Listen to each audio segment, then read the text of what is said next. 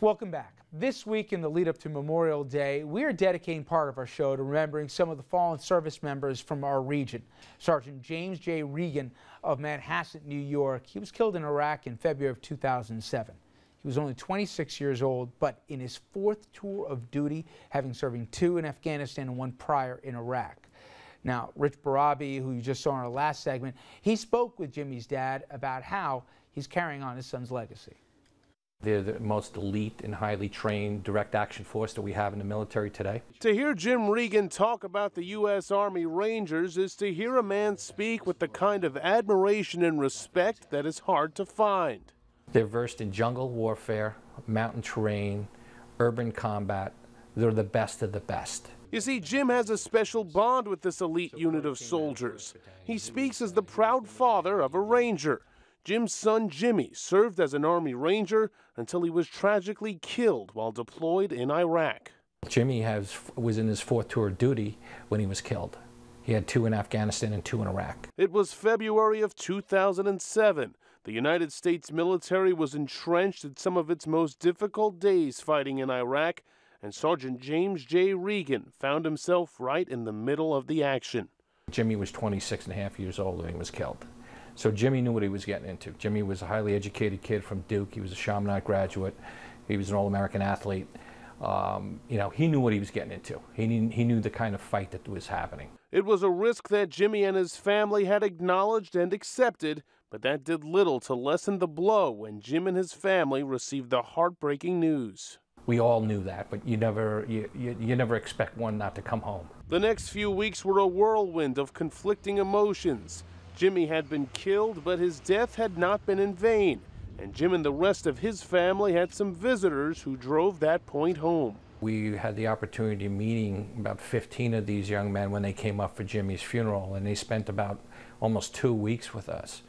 So through that process, we were very, very impressed with them. Some of the Rangers that served with your son, what did they tell you about him when they came and visited your family? Yeah, it was really special. It was a special time in a lot of ways, right? It's bittersweet, bittersweet. Jimmy was a very interesting kid, very interesting, very well educated, and he walked the walk. And my understanding, he was a very good soldier. The experience had made an impact and had confirmed everything Jim and his family had always known about Jimmy. That visit from the fallen soldier's fellow Rangers provided Jim and his family with the inspiration to do something special. It's a lot flatter. I've learned an awful lot, and I've learned how special these men are.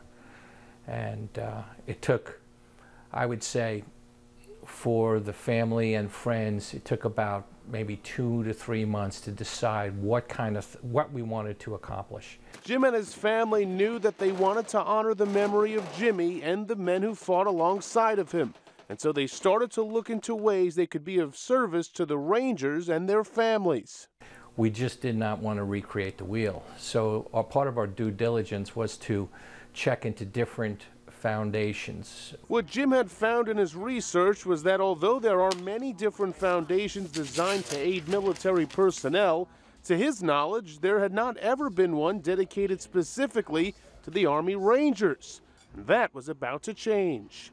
The main objective that we feel in this organization is really to focus on the Ranger and the family unit.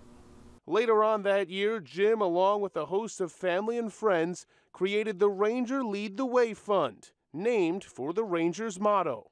You want to relieve the pressure from that soldier and his family, so that you want that family to be at his bedside to help him recover, bring in all necessary, family members for that bedside, and that's the key to his health, because the government will step in and provide the other aspects of the recovery phase.